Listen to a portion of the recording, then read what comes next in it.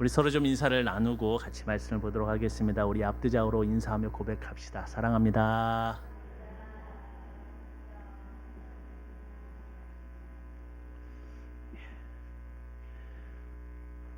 여러분, 이제 사거리가 가장 시끄러운 시기가 왔습니다.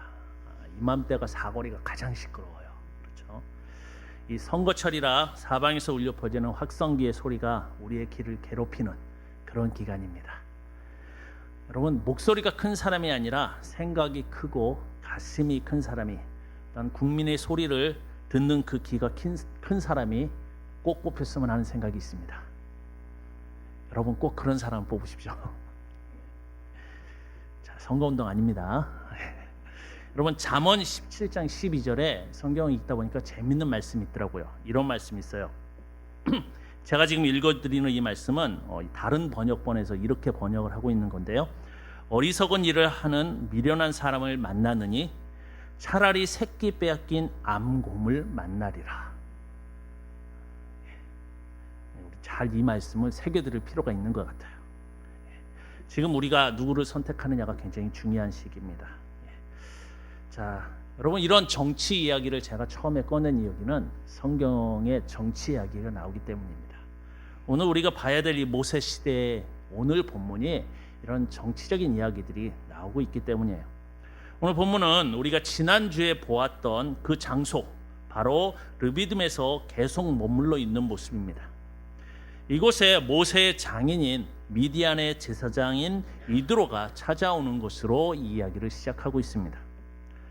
그런데 이 사람의 이름이 참 재미있습니다. 모세의 장인 이드로가 처음 등장하는 장면은 이 2장에 가서, 출애굽기 2장에서 모세가 애굽에서 미디안으로 도망 나왔을 때 그의 딸들을 도와주고 나서 그 딸들이 아버지한테 보고할 때 처음 그 이름이 등장합니다. 그걸 이렇게 추적해 보면 2장 18절에 가서 이렇게 이야기해요. 그들이 그들의 아버지 르우엘에게 이를 때라고 말합니다. 여기 보면 이드로라는 이름 대신 르우엘이라고 나오는 것을 볼 수가 있습니다. 그리고 4장에 가서 모세가 하나님을 만나고 애굽으로 돌아가려 할 때 그 장인에게 말하는 장면에서 보면요, 4장 18절에 모세가 그의 장인 이드로에게로 돌아가서 라고 이야기하는 것을 볼 수가 있습니다. 그리고 또 이 이드로라는 이름과 르우엘이라는 이름이 어디 나오나 찾아보면 오늘 우리가 읽은 이 18장에 와서 이드로라는 말이 다시 나오고 있는 것을 볼 수가 있습니다. 그리고 민수기 10장 29절에 가서 모세가 모세의 장인 미디안 사람 르우엘의 아들 호밥에게 라는 본문이 나오는 것을 볼 수가 있습니다. 여기에는 다시 르우엘이라고 불리는 것을 찾아볼 수가 있습니다. 그렇다면 모세의 장인의 이름은 르우엘일까요? 이드로일까요? 둘 다인가요? 하나는 미국 이름이고 하나는 한국 이름이고 그런가요? 여러분, 이 르우엘이라는 뜻은 하나님의 친구라는 말입니다. 하나님의 친구. 그리고 이드로라는 말은 탁월한, 뛰어난이라는 뜻을 가지고 있습니다. 학자들은 이것을 통해서 이렇게 추측을 합니다. 르우엘은 미디안에서 제사장을 지칭하는 말일 것이다. 그럴 가능성이 크다. 왜? 하나님의 친구라는 뜻을 가지고 있기 때문에. 그리고 이 이드로라는 것은 그의 이름일 것이다 라고 추측을 합니다. 중요한 것은 모세의 장인이 지금 18장에 찾아온 거예요. 근데 여러분이 헷갈리지 않도록 르우엘이 나올 수도 있고 이드로가 나올 수 있다는 것을 여러분 생각해 주시기 바랍니다. 모세 장인이 갑자기 모세를 찾아온 이유는요, 1절과 3절을 보았을 때 두 가지 이유가 있는 것을 볼 수가 있습니다. 먼저는 1절에 여호와께서 이스라엘을 애굽에서 인도하여 내신 모든 일을 들었기 때문이에요. 그 소문을 들은 것이에요. 그리고 두 번째는 2절에서 3절에 보면 모세의 장인 이드로가 모세가 돌려보냈던 그의 아내 시보라와 그의 두 아들을 데리고 왔다고 적혀 있습니다. 이 두 가지 이유 때문에 모세의 장인이 지금 모세를 찾아온 것입니다. 근데 여기 보면 재미있는 한 가지가 보이는데요. 두 아들의 이름이 모두 소개되고 있다는 것이에요. 여러분, 큰 아들의 이름이 무엇입니까? 게르솜. 그죠? 게르솜. 이 게르솜이라는 뜻은 객이라는 뜻입니다. 객. 그 모세도 이렇게 고백했습니다. 내가 이방에서 나그네가 되었다. 그렇기 때문에 우리 큰 아들의 이름은 게르솜이다. 객이다.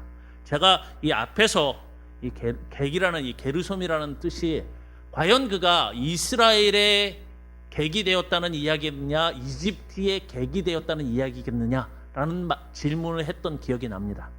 그렇죠? 어떤 것이었을까요? 이집트 그가 살던 그 고향에서 객으로 나오게 됐다는 이야기죠. 그런 고백이 담긴 이름이었습니다. 그리고 둘째 이름이 여기서 등장하는데 엘리에셀이라고 되어 있어요. 엘리에셀이라는 뜻은 하나님의 도우심이라는 뜻입니다. 이 아들의 이름은 또 모세가 고백하기를 내 아버지의 하나님이 나를 도우사 바로의 칼에서 구원하셨다. 그렇기 때문에 내 둘째는 엘리에셀이다 라고 지었습니다. 분명한 그의 고백이 있는 이름입니다. 근데 여기서 한 가지 의문이 생깁니다. 모세의 아내가 언제 친정인 이드로에게 돌아갔을까요? 여러분, 지금까지 우리가 쭉 출애굽기를 읽으면서 돌아갔다는 기록을 보셨습니까?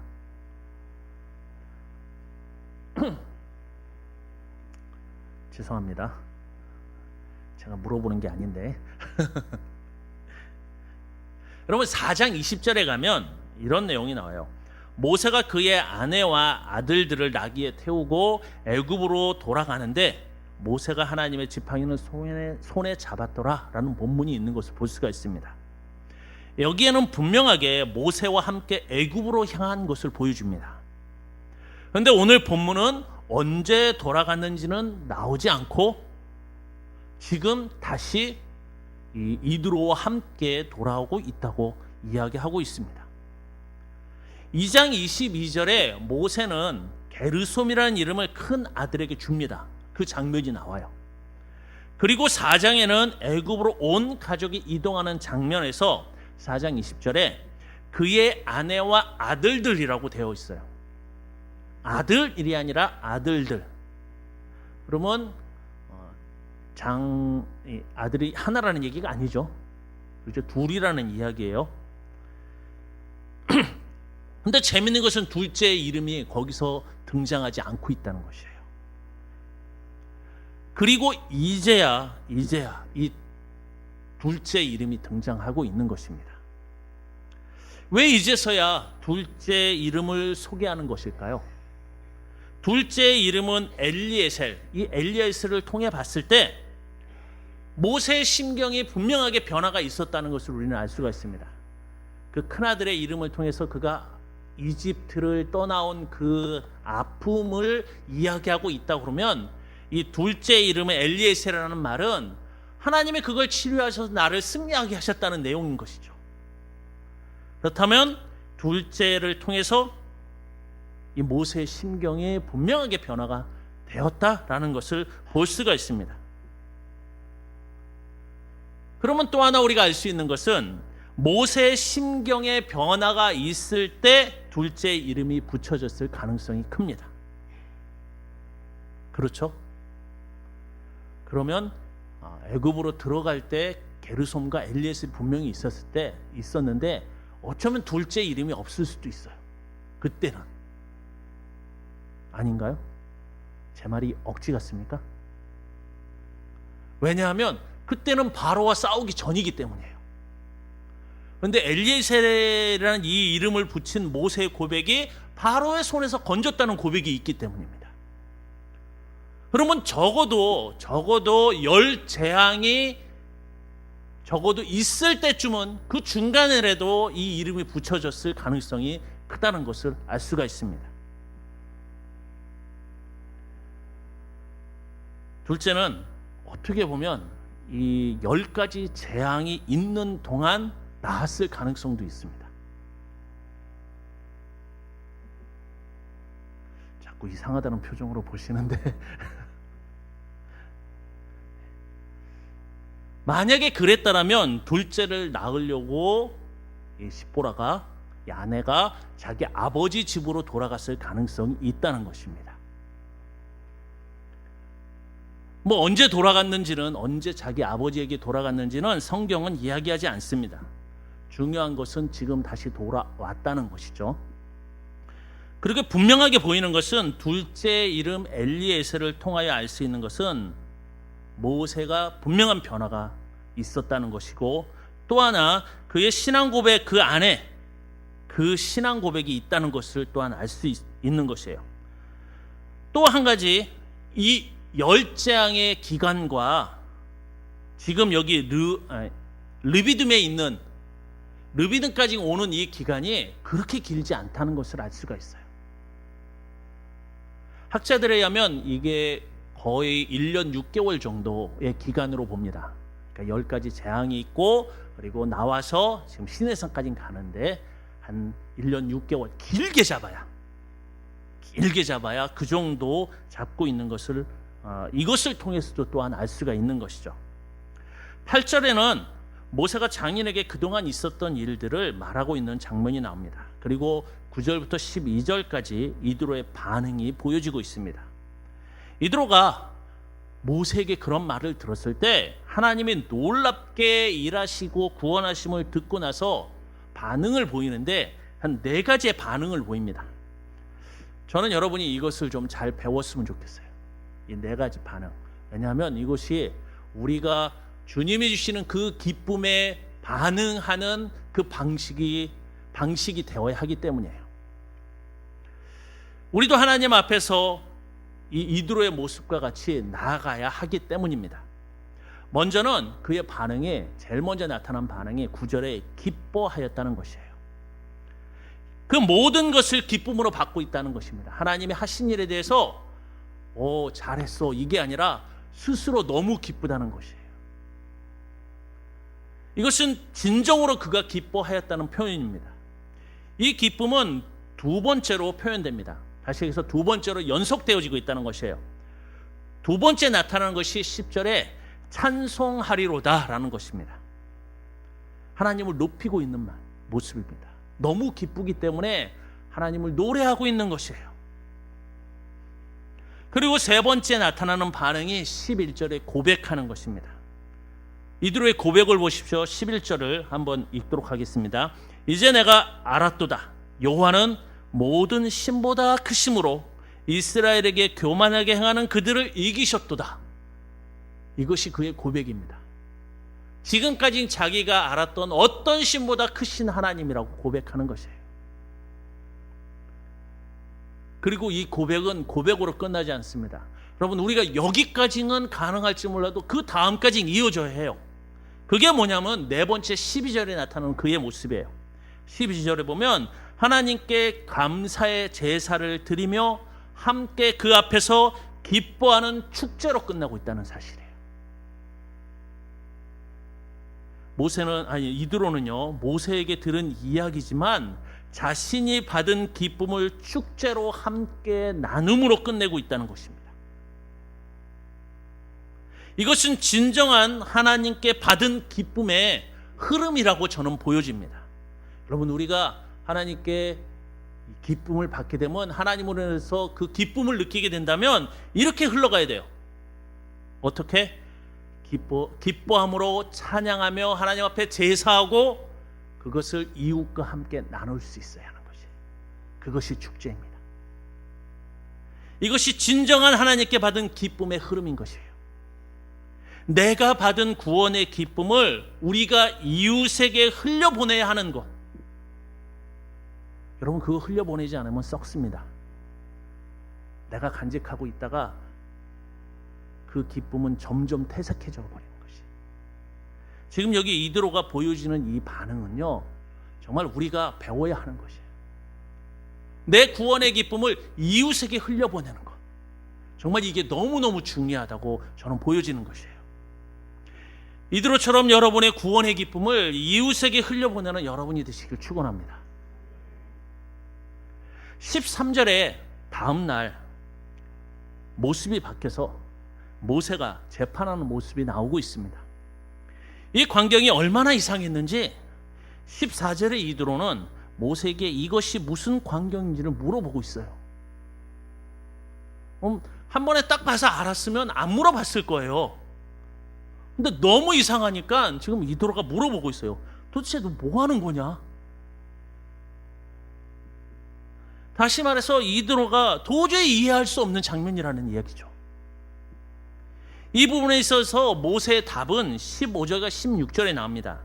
모세가 그의 장인에게 대답하되 백성이 하나님께 물으려고 내게로 오미라. 그들이 일이 있으면 내게로 오나니 내가 그 양쪽을 재판하여 하나님의 율례와 법도를 알게 하나이다 라고 이야기합니다. 여러분, 이 말은 다른 말이 아닙니다. 백성들은 하나님의 뜻을 알려고 모세를 찾아오고, 그리고 무슨 일이 생기면 이웃 간에 판가름을 해줘야 되는 재판이 필요하고, 하나님의 규례와 율법을 그 순간에 알려준다는 것이에요. 다시 얘기해서 하나님의 율례와 법도를 중심으로 그 일을 해결한다는 것이죠. 이러한 모세의 대답에 이드로는 17절에 이렇게 얘기합니다. 네가 하는 것이 옳지 못하도다. 이렇게 지적하고 있어요. 여러분, 다른 번역본에 보면 이 말을 이렇게 번역합니다. 자네가 하는 일이 그리 좋지는 않네. 이렇게 번역하고 있어요. 자, 그렇다면 여러분, 뭐가 문제입니까? 지금 모세가 한 행동이 뭐가 문제죠? 이드로가 지적하는 것이 무엇입니까? 문제라고 분명히 얘기했는데 뭘 지적하는 것 같습니까?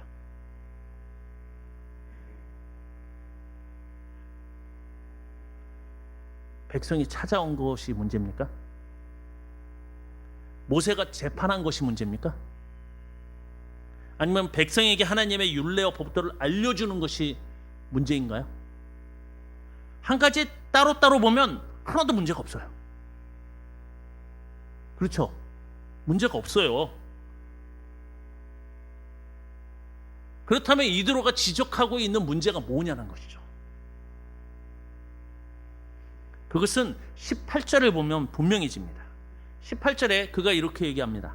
너와 또 너와 함께한 이 백성이 필경 기력이 세하리니 이 일이 네게 너무 중함이라 네가 혼자 할 수 없으리라. 이 말이 무슨 말입니까? 네? 나눠서 하라고요? 그런 얘기가 아니에요. 여기 핵심은 너 그러다 쓰러져라는 거예요. 너 기진한다. 너 큰일 난다. 요즘 말로 하면 너 그러다 뒷목 잡어. 내경색 온다, 이 얘기예요.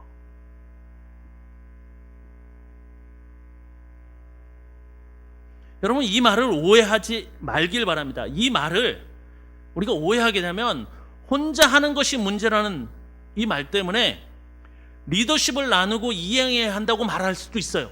근데 그거 아닙니다. 모세가 가진 권위를 나누라고 말하는 것도 아니에요. 모세가 진 짐이 많기 때문에 나누어지라고 말하는 것도 아닙니다. 이것은 권력이 집중되어 있기 때문에 분산시키라고 말하는 것도 아니에요. 권위의식을 가지고 있는 그 모세가 내려와서 권위의식을 좀 버리고 그걸 내려놓고 좀 편하게 하라는 말도 아니에요. 그렇다고 효율적인 운영체제를 갖추라고 말하는 것도 아닙니다. 여러분, 이 말을 잘 보셔야 돼요. 여러분, 이와 똑같은 상황이 한 번 더 있었어요. 그게 어디냐면 신약이에요. 사도행전 6장에 가면 7 집사를 뽑는 것과 똑같은 일이에요. 이게. 이 두 사건이 동일한 결과와 동일한 방법을 제시하고 있는 것을 볼 수가 있습니다. 여러분, 이드로가 제시하는 것은 이것을 가만히 찬찬히 볼 필요가 있습니다. 19절에서 먼저 모세가 할 일에 대해서 이드로가 이야기해요. 모세야, 너는 이런 일을 해야 돼 라고 이야기해요. 그래서 19절에 보면 너는 하나님 앞에서 그 백성을 위하여 그 사건들을 하나님께 가져오며 라고 합니다. 그런데 이 번역은 약간 애매함이 있습니다. 그래서 다른 번역본을 보면 정확해요. 이렇게 번역하고 있습니다. 자네는 백성의 문제를 하나님께 가지고 와서 하나님 앞에서 백성의 일을 아래게 무슨 얘기예요? 하나님 앞에 백성의 일을 아랜다는 것은 기도하라는 얘기예요. 그리고 20절에는 뭐라고 얘기하냐면 그들에게 율례와 법도를 가르쳐서 마땅히 갈 길과 할 일을 그들에게 보이고라고 합니다. 이것도 역시 다른 번역본을 보면 더 확실해집니다. 다른 번역본은 이렇게 번역합니다. 그리고 자네는 그들에게 규례와 율법을 가르쳐 주어서 그들이 마땅히 가야 할 길과 그들이 마땅히 해야 할 일을 알려주게. 이게 무슨 일입니까? 어떤 일이에요? 앞에는 기도하라는 얘기였고 뒤에 이 얘기는 가르치라는 얘기예요. 가르치라는 얘기예요. 자네가 할 일이 두 가지네라고 이야기하는 것입니다. 여러분 기억나십니까? 사도행전 6장에서 사도들이 7 집사를 세우고 나서 사도행전 6장 4절에 사도들은 우리는 뭘 하겠다고 하겠어요? 우리는 오로지 기도하는 일과 말씀 사역에 힘쓰리라.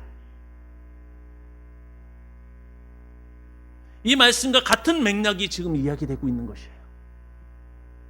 모세는 기도하며 가르치는 사역에 집중하라는 것이에요. 그리고 21절부터 나오는 또 다른 것이 있죠. 그것은 가르치는 문제가 아니라 삶의 문제를 말하고 있는 것입니다. 가르치는 문제가 여러분 가르치는 사람, 즉 말씀은 받은 자의 문제예요. 말씀은 받은 자가 가르쳐야 될 거 아니에요. 그렇죠? 그러면 그 가르침을 받은 사람들은요, 삶의 문제 있는 것이에요. 백성들의 문제는 그 가르침대로 살아가는 삶의 문제, 그것을 해결하는 것이에요.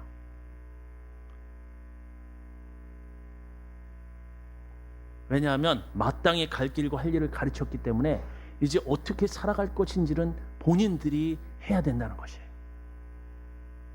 그래서 이드로는 이렇게 얘기합니다. 너는 또 온 백성 가운데서 능력 있는 사람들 곧 하나님을 두려워하며 진실하며 불의한 이익을 미워하는 자를 살펴서 백성 위에 세워 천부장과 백부장과 50부장과 10부장을 삼으라고 합니다. 여기 몇 가지 이드로가 제안하는 사람들이 나옵니다. 이 사람들이 할 역할은 이들 뭐 50부장, 10부장, 1000부장 뭐 이런 사람들이 해야 될 역할은 22절에 의하면 딱 한 가지예요. 그게 뭡니까? 재판에 관한 것이에요. 재판에 관한 것. 다시 말하면 삶에서 일어나는 문제들에 관한 분쟁은 너희들끼리 해결하는 것이에요. 왜? 다 가르쳤으니까. 물론 큰 문제들이 있을 수 있습니다. 그 큰 문제들은 모세가 관여하지만 작은 일들은 스스로 백성들이 해결하는 방식으로 가는 것을 이야기하는 것이에요. 이들로는 능력이 있는 사람들이라고 말합니다. 이들의 능력이라는 것은요, 첫 번째 하나님을 두려워하는 것부터 시작돼요. 여러분 이 말이 굉장히 중요한 말이에요. 하나님을 두려워하는 것.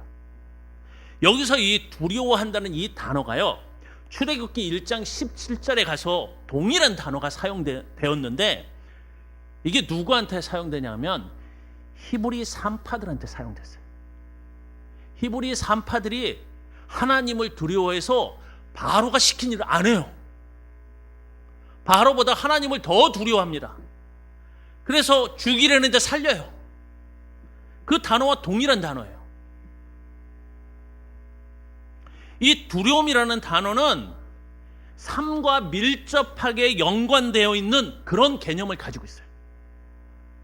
두려워한다는 이 말이 의로운 삶을 뜻하는 실제적인 의로운 삶을 할 때 두려움을 말하는 것이에요. 여러분 의로운 삶을 살도록 하는 두려움, 그것이 바로 이 단어입니다. 누구에 대한 두려움입니까? 하나님에 대한 두려움. 왜 그 두려움이 생겼습니까? 왜 생겼을까요? 하나님에 대한 두려움이 말씀의 가르침을 받았기 때문이에요. 그 말씀을 들으니까 이대로 살면 안 되겠구나는 그 두려움이 그 안에 있는 것이에요. 그 두려움을 가진 자들을 지금 세우라고 말하는 것입니다. 다시 말해서 삶에서 실제로 하나님을 두려워해서 말씀대로 살기를 원하는 사람을 뽑으라고 지금 말을 하고 있는 것입니다. 두 번째 이 이드로가 제시한 사람은 진실한 사람이에요. 그리고 세 번째 제시한 사람은 불의한 이익을 미워하는 사람입니다. 그런데 이 두 가지는 재판과 관련이 있는 말이에요. 그러면 잠언 29장 4절에 보면 이런 말씀이 있죠. 왕은 정의로 나라를 견고하게 하나 뇌물을 억지로 내게 하는 자는 나라를 멸망시키느니라. 이런 것이 조건이 되어야 할 이유는 분명해요. 왜냐하면 이들은 재판을 담당할 것이기 때문이에요. 그리고 나서 이드로가 또 하나 제시한 것은 그들을 천부장, 백부장, 50부장, 10부장이라는 체계를 만들어서 세우라는 것이죠. 그럼 이건 체계입니다. 체계. 누구에게 더 많은 것을 주는 게 아니에요. 이건 체계예요. 무슨 얘기냐? 22절에 어떻게 운영할 것인지를 말하고 있는 것을 볼 수가 있는데요. 이러한 체계를 가져야 할 분명한 이유가 있어요. 그것은 여러분 천부장이 되면 영원히 1000년 동안 삽니까? 그도 죽어요. 그렇죠? 그럼 누가 천부장을 하죠? 백부장이 천부장을 하게 돼 있습니다. 왜요? 왜 그렇습니까? 경험이에요. 그렇죠? 그러면 그 빈 백부장의 자리를 누가 채우겠습니까? 50부장이 채우는 것이에요. 그러면 빈 50부장의 자리는 10부장이 채우는 것입니다. 여러분 그래서 이게 체계예요. 체계.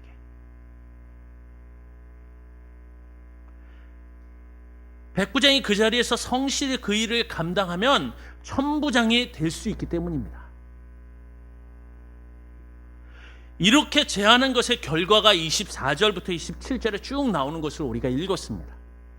모세는 백성들 가운데 천부장을 감당할 수 있는 사람들을 세우고 그리고 백부장을 감당할 수 있는 사람과 50부장과 10부장을 세웁니다. 그들은 지금 자신이 감당할 수 있는 분량만큼 세워진 것이에요. 처음에는 그래요. 아, 이 사람은 이걸 감당할 수 있겠구나 하고 천부장을 세웠어요. 그러나 시간이 지나고 나서 모세가 살아있습니까? 모세는 영원히 사는 사람이에요? 죽겠죠. 그럼 누가 세워져요? 천부장을 또? 그죠? 백부장에서 올라가는 거예요. 이게 순환 모드예요. 정말 제가 이 말씀을 연구하면서 이드로난 이 사람은 정말 천재다 이 생각을 했어요.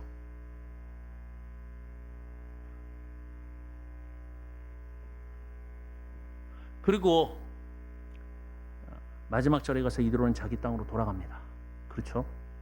아마도 이드로의 역할은 여기까지인 것 같습니다.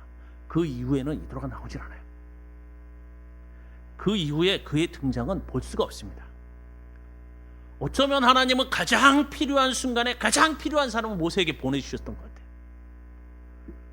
여러분 우리의 삶에 그럴 경우가 많잖아요. 하나님이 개입하시면 정말 내가 가장 필요할 때 그 사람이 꼭 옆에 있어요. 사랑하는 성도 여러분, 하나님의 일은 혼자 하는 것이 아닙니다. 아니 사람이 감당할 수 있는 일에 한계가 있다는 것을 우리 스스로 인정해야 하는 것이에요.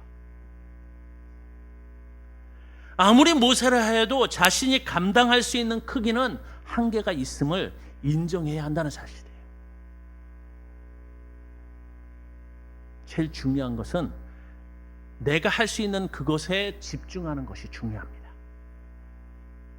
모세가 이드로를 통하여 광야에 세운 체계는요, 사람을 키우는 체계였다는 사실을 우리가 보아야 합니다. 여러분 10부장이 세월이 지나가면 50부장이 되고 그만치 이 사람이 늘고 능력이 쌓인 거 아니에요. 이 사람이 천부장 갈 때까지 얼마나 많은 것을 배우고 쌓고 올라가겠습니까? 그렇기 때문에 이것이 체계인 것이에요. 사람을 키우는 체계인 것이에요. 여러분, 우리는 자꾸 그것을 일을 나누는 체계로 생각합니다. 근데 여러분, 그게 아닙니다. 우리는 자꾸 체계를 통하여 일을 나누고 운영을 쉽게 하려고 해요. 그러나 여러분, 그것은 교회의 체계가 아닙니다. 교회의 체계는 일을 쉽게 하는 게 문제가 아니에요. 사람을 키우는 게 중요한 것이에요.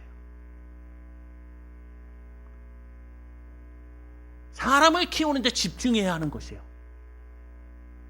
그렇다면 우리는 사람을 키우는 체계 안에 있습니까?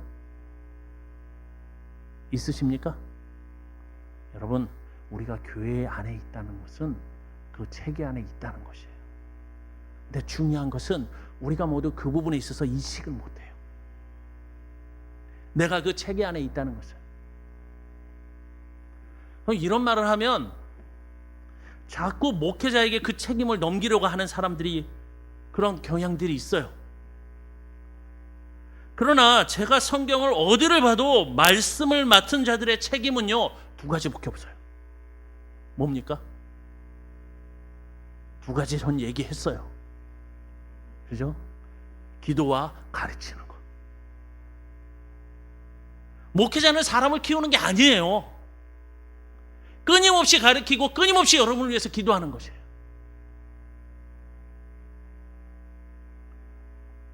사람은요, 사람 키우는 것은 공동체가 키우게 돼 있어요. 우리 교회라는 공동체. 그렇기 때문에 이 공동체, 교회라는 공동체를 무시하고 밖에 나가서 클 수 있다고 생각하는 사람은 정말 무식한 겁니다.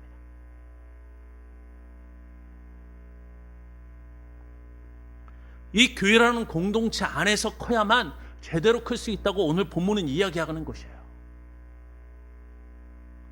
그렇기 때문에 지금 직책을 맡고 책임을 맡은 자들은 여러분, 자신의 100부장, 50부장, 10부장이 있나를 돌아봐야 합니다. 무슨 얘기입니까? 내가 이 자리에 없을 때 내 자리를 채워줄 사람이 있나를 돌아볼 수 있어야 된다는 것이에요. 여러분, 한번 생각해 보십시오. 내 자리를 채워줄 사람이 있나? 없다면 누구한테 문제입니까? 목회자한테 문제가 있는 것이 아니에요.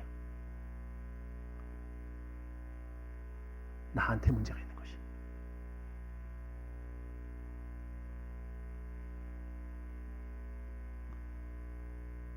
여러분, 우리는 내 자리에 올라올 수 있는 사람을 키워야 하는 것이에요.